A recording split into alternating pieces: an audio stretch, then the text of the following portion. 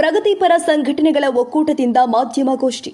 ತುಂಗಭದ್ರಾ ಜಲಾಶಯದ 19ನೇ ಗೇಟಿನ chain link ಪ್ರಕರಣಕ್ಕೆ ಸಂಬಂಧಿಸಿದಂತೆ ಇಂದು ಕಂಪ್ಲಿಯ ಡಾಕ್ಟರ್ ಬಿಆರ್ ಅಂಬೇಡ್ಕರ್ ಸರ್ಕಲ್ ಬಳಿ ಕಂಪ್ಲಿಯ ಪ್ರಗತಿಪರ ಸಂಘಟನೆಗಳ ಒಕ್ಕೂಟದ ವತಿಯಿಂದ ಮಾಧ್ಯಮಗೋಷ್ಠಿ ನಡೆಸಲಾಗಿದೆ. ಡ್ಯಾಂನ ಕ್ರಸ್ಟ್ ಗೇಟ್ ಪ್ರಕರಣ ವಿಚಾರವಾಗಿ ಮಾತನಾಡಿದ ಮುಖಂಡರು, ಡ್ಯಾಂಗೆ ಕೋಟಿಗಟ್ಟಲೆ ಹಣ ಖರ್ಚು ಮಾಡಲಾಗುತ್ತಿದೆ. ಪ್ರಕರಣಕ್ಕೆ ಸಂಬಂಧಿಸಿದ ಇಂಜಿನಿಯರ್ಗಳನ್ನು ಅಮಾನತು ಮಾಡಿ ತುಂಗಭದ್ರಾ ಜಲಾಶಯದ ಆಡಳಿತ ಮಂಡಳಿಯವರ ಮೇಲೆ ಸೂಕ್ತ ಕ್ರಮ ಜರುಗಿಸಬೇಕು. ಒಂದು ವೇಳೆ ಡ್ಯಾಂನ ಒಂದಕ್ಕಿಂತ ಹೆಚ್ಚು ಗೇಟ್ಗಳು ತೊಂದರೆಯಾದರೆ ಊರುಗಳೇ ನೀರಲ್ಲಿ ಕೊಚ್ಚಿ ಹೋಗ್ತಾ ಇದ್ವು. ತುಂಗಭದ್ರಾ ನಮ್ಮ ಜಿಲ್ಲೆಯ ಜೀವನಾಡಿ. ಡ್ಯಾಂ ಮೇಲೆ ಭರವಸೆ ಇಟ್ಟು ರೈತರು ಈ ಬಾರಿ 2 ಬೆಳೆಯನ್ನ ಬೆಳೆಯುವ ಯೋಜನೆ ಹಾಕಿಕೊಂಡಿದ್ರು. ಆದರೆ ಗೇಟ್ ಕೊಚ್ಚಿ ಹೋದ ಪ್ರಕರಣದಿಂದ ರೈತರು ಆತಂಕದಲ್ಲಿ ಇದ್ದಾರೆ. ಈ ಸಂದರ್ಭದಲ್ಲಿ ರಾಮಣ್ಣ, ಬ್ರಹ್ಮಯ್ಯ, ನಾಗೇಂದ್ರ, ವೆಂಕಟರಮಣ, ದೇವೇಂದ್ರ, ವೆಂಕಟೇಶ್, ಶರಣಪ್ಪ, ರಮೇಶ್ ಮತ್ತು ಇನ್ನಿತರರು ಉಪಸ್ಥಿತರಿದ್ದರು. ಪ್ರಗತಿಪರ ಸಂಘಟನೆಗಳ ಒಕ್ಕೂಟ ಇವತ್ತು ಅಂಬೇಡ್ಕರ್ ಸರ್ಕಲಿನಲ್ಲಿ ಈ ಒಂದು ಸುದ್ದಿಗೋಷ್ಠಿಯನ್ನು ಮತ್ತು ಪತ್ರಿಕಾಗೋಷ್ಠಿಯನ್ನು ಮಾಧ್ಯಮಗೋಷ್ಠಿಯನ್ನು ಮಾಡತಕ್ಕಂಥ ಉದ್ದೇಶ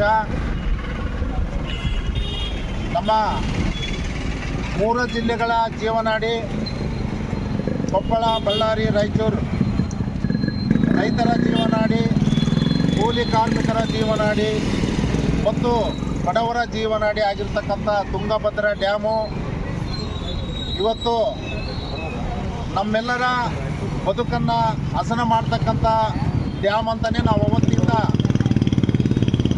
ಹೇಳ್ಕೊಂಡು ಬಂದಿದ್ದೇವೆ. ಇವತ್ತೇನಾಗಿದೆ ಅಂದರೆ ಕೆಲವು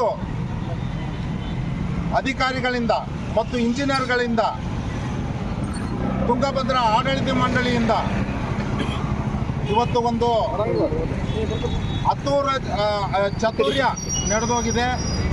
ಏನಂದರೆ ಈ ಘಟನೆ ನಮ್ಮ 3 ಜಿಲ್ಲೆಗಳಲ್ಲಿ ತರ್ತಕ್ಕಂಥದ್ದು, ಭಯ ತರ್ತಕ್ಕಂಥದ್ದು ಮತ್ತು ನಮ್ಮ ಜೀವನದ ಮುಂದಿನ ಜೀವನವನ್ನು ಕೊಲೆ ಮಾಡ್ತಕ್ಕಂಥ ವಿಚಾರ ಇವತ್ತು ನಮಗೆ ಗೊತ್ತಾಗಿದೆ. ಇದಕ್ಕೆ ಯಾರು ಜವಾಬ್ದಾರರು? ಈ ಒಂದು ಘಟನೆಗೆ ಯಾರು ಜವಾಬ್ದಾರರು? ಹಿಂದೆ 65 ಕೋಟಿ ರೂಪಾಯಿಯನ್ನು ಈಗ 2 ತಿಂಗಳ ಕೆಳಗೆ ಸರ್ಕಾರದ ಖಜಾನೆಯಿಂದ ಡ್ರಾ ಮಾಡಿ ಆಡಳಿತ ಮಂಡಳಿಯವರು ಮತ್ತು ಚೀಫ್ ಇಂಜಿನಿಯರ್ಗಳು ಮತ್ತು ಸಹಾಯಕ ಇಂಜಿನಿಯರ್ಗಳು ಆ ದುಡ್ಡನ್ನು ಡ್ರಾ ಮಾಡಿ ಡ್ಯಾಮನ್ನು ದುರಸ್ತಿಗೊಳಿಸದೆ ಹಂಗೆ ಬಿಟ್ಟು ಇವತ್ತು 105 TMC ಸಂಗ್ರಹಣೆ ಆದ ಮೇಲೆ ಡ್ಯಾಮು ಹೆಂಗಿರ್ತದೆ ನಾವು ಮೊದಲನೇದಾಗಿ ಫಸ್ಟಿಗೆ ಮುಂಜಾಗ್ರತೆಯಿಂದ ನಾವು ನೋಡ್ಕೊಂಬೇಕಾಗಿರೋದು ಈ ಎಲ್ಲರ ಕರ್ತವ್ಯ ಆಗಿರ್ತದೆ. ಇವ್ರು ಯಾಕೆ ನೋಡ್ಕೊಂಡಿಲ್ಲ, ಬರೀ ದುಡ್ಡಷ್ಟೇ ಯಾಕೆ ಡ್ರಾ ಮಾಡಿದ್ರು? ಒಂದೇದು, ಈ 65 ಕೋಟಿ ರೂಪಾಯಿಯನ್ನು ಹೈದರಾಬಾದಿನವರಿಗೆ ಕಾಂಟ್ರಾಕ್ಟ್ ಕೊಟ್ಟಿರ್ತಾರೆ ಅದನ್ನು ದುರಸ್ತಿಗಾಗಿ. ಯಾವ ಕಂಪನಿಯವರು ಬಂದು ಇಲ್ಲಿ ಕೆಲಸ ಮಾಡಿದ್ದಾರೆ, ಎಲ್ಲಿ ಟೆಂಡರ್ ಕರೆದಿದ್ದಾರೆ ಅವ್ರನ್ನೆಲ್ಲ ಅವ್ರ ಮೇಂಟೆನೆನ್ಸ್ ಇರ್ತದೆ. ಯಾವಾಗ ನೀನು ಒಂದು 78 TMC ಬಂತು ಅಂತಂದರೆ ಅವತ್ತಿನಿಂದ ಅವರು ಅಬ್ಸರ್ವೇಷನ್ನಾಗಿರ್ಬೇಕು, ಅದು ಕಂಡೀಷನ್ ಇರ್ತದೆ. ಅದನ್ನು ಬಿಟ್ಟು ಇವತ್ತು ಸರ್ಕಾರದವರು ಡ್ಯಾಮು ಒಡೆದ್ರು ಕೂಡ ಬರಲಾರ್ದಂಗೆ ನಾವು ಎದಕ್ಕೆ ಇಷ್ಟು ಆತಂಕಕ್ಕೆ ಒಳಗಾಗಿದ್ದೀವಿ ಅಂತ ಹೇಳಿದ್ರೆ, ಕಂಪ್ಲಿ, ಕಾಮಲಾಪುರ, ಸಿರುಗುಪ್ಪ ಮತ್ತು ಹೊಳೆ ಸುತ್ತಮುತ್ತಲು ಇರ್ತಕ್ಕಂಥ ಸಿಂಧನೂರು ಇವೆಲ್ಲ ಡ್ಯಾಮ್ ಏನಾದರೂ ಹೆಚ್ಚು ಕಡಿಮೆ ಆಗಬಾರ್ದು. ಆದರೆ ಇವತ್ತು ಆಯಿತು, ಇವತ್ತು ಒಂದು ಘಟನೆ ಆಯಿತು. ಇದೇ ಥರ ದೊಡ್ಡ ಘಟನೆ ಆದರೆ ನಮ್ಮ ಮಕ್ಕಳು ಮತ್ತು ಸಣ್ಣ ಮಕ್ಕಳನ್ನು ಕರ್ಕೊಂಡು ನಾವೆಲ್ಲ ಮುಳುಗೋಗ್ತೀವಿ, ಗ್ಯಾರಂಟಿ ಮುಳುಗೋಗ್ತೀವಿ.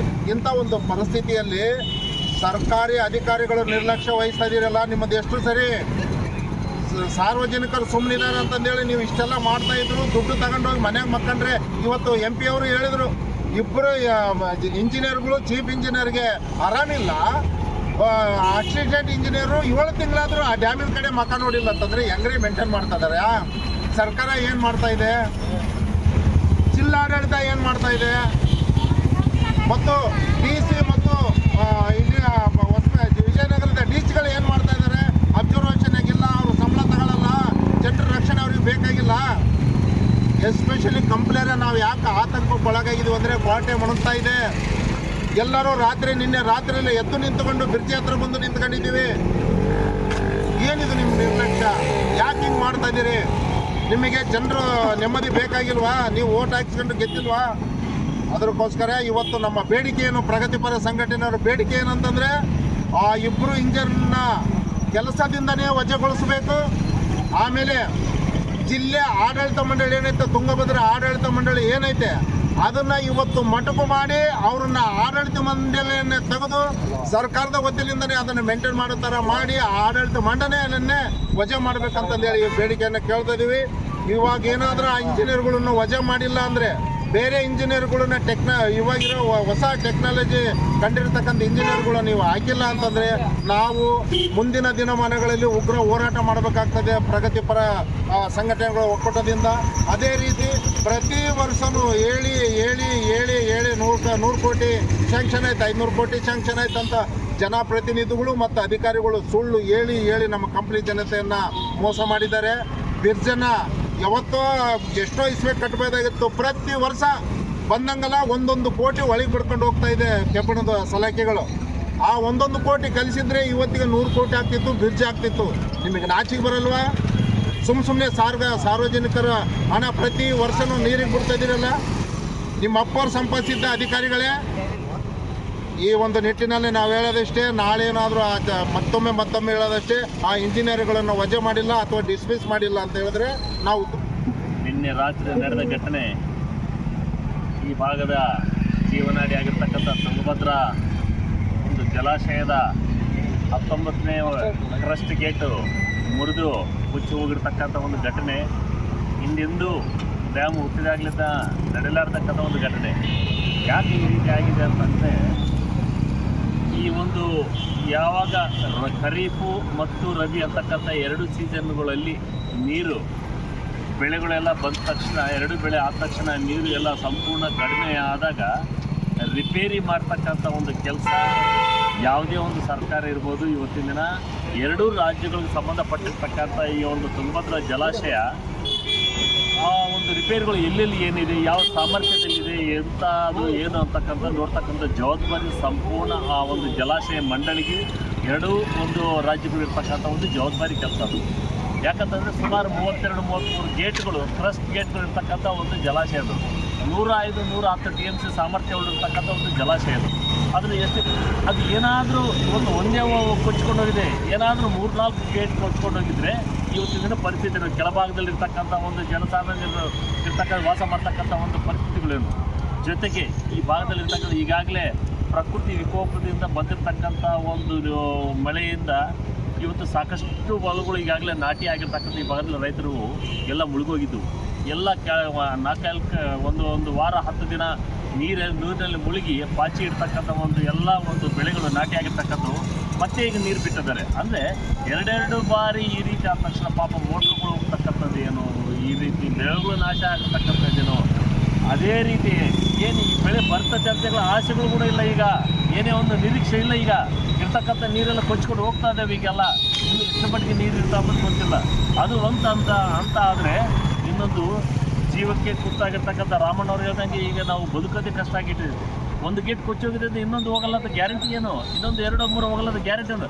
ಯಾಕಂದರೆ ಅದ್ರ ಒಂದು ಒತ್ತಡ ಸಾಮರ್ಥ್ಯ ಆ ಒಂದು ಜಲಾಶಯದ ಆ ರೀತಿ ಇರುತ್ತೆ ಅದು ನೀರಿಂದು. ಈಗಾಗಲೇ ಆ ಒಂದು ಹೋಗ್ತಕ್ಕಂಥ ನೀರನ್ನು ತಡೆ ಮಾಡ್ತಕ್ಕಂಥ ವೈಜ್ಞಾನಿಕವಾಗಿ ತಡೆ ಮಾಡಬೇಕು ಸಾಕಷ್ಟು ಪ್ರಯತ್ನಗಳು ಮಾಡ್ತಾಯಿದ್ರೆ, ಆದರೂ ಆಗ್ತಾಯಿಲ್ಲ. ಯಾಕೆ ಇಷ್ಟೆಲ್ಲ ನಾವು ಶ್ರಮ ಪಡಬೇಕಾಯಿತು? ಎಷ್ಟು ಲಾಸ್ ಆಗ್ತಾಯಿದೆ? ಕೋಟಿಗಟ್ಟಲೆ ರಿಪೇರಿಗೆ ಅಂತೇಳಿ ದುಡ್ಡು ಪ್ರತಿ ವರ್ಷ ಮಾಡ್ತಾ ಇದ್ದಾರಲ್ಲ, ಏನಾಗ್ತಾಯಿದೆ? ಇವರು ಮೇಂಟೆನೆನ್ಸ್ ಎಷ್ಟು ಹೊರಗಿದೆ, ಒಂದೊಂದು ಗೇಟಿಗೆ ಎಷ್ಟು ಕ್ಯೂಸೆಕ್ಸ್ ನೀರು ಬಿಡಬೇಕು ಎಷ್ಟು ಅಂತಕ್ಕಂಥ ಒಂದು ಜ್ಞಾನ ಪರಿಜ್ಞಾನ ಇದ್ದೇ ಇರ್ತದೆ. ಅಂಥ ಒಂದು ಕ್ಯೂಸೆಕ್ಸ್ ನೀರು ಒಂದು ಗೇಟಿಗೆ ಬಿಡ್ತಕ್ಕಂಥದ್ದು ಎಷ್ಟು ಮಟ್ಟಿಗೆ ಸಾಮರ್ಥ್ಯ ಒತ್ತಡ ಇರುತ್ತೆ, ಇದು ತಟ್ಕೊಳ್ಳುತ್ತಾ ಇಲ್ಲ, ತಾಳುತ್ತಾ ಇಲ್ಲ ಅಂತಕ್ಕಂಥ ಒಂದು ಪರಿಜ್ಞಾನಗಳು ಇಂಜಿನಿಯರ್ಗಳಿಲ್ಲ ಅಂತಂದರೆ ಇವತ್ತೆ ಏನೋ ಕಾಟಾಚಾರಕ್ಕೆ ವರ್ಷ ನೀರು ಕಡಿಮೆ ಆಗ್ತಾಯಿದ್ವು, ಮೇಲೆ ಒಂದು ಗ್ರೀಸ್ ಅಂತ ಹಚ್ಚಿ ಗೇಟ್ ಏರ್ಸೋದು ಬಿಟ್ಟು ಕ್ರೇನ್ ಮುಖಾಂತರ ಆಯಿತು ಎಲ್ಲ ಸರಿ ಇದೆ ಅಂತಕ್ಕಂಥದ್ದು. ವೈಜ್ಞಾನಿಕವಾಗಿ ಇವರು ಏನಾದರೂ ನೋಡ್ತಾ ಇದ್ದಾರಾ? ಈಗ ಆಗಿರ್ತಕ್ಕಂಥ ಕಬ್ಬಿಣ ಎಷ್ಟು ವರ್ಷದವರೆಗೆ ಅದರ ಒಂದು ಒತ್ತಡಕ್ಕೆ ತಾಳುತ್ತಂತಕ್ಕಂಥದ್ದು ಏನಾದರೂ ಇವರು ಪರೀಕ್ಷೆ ಮಾಡಿದ್ದಾರಾ? ಇಲ್ಲ.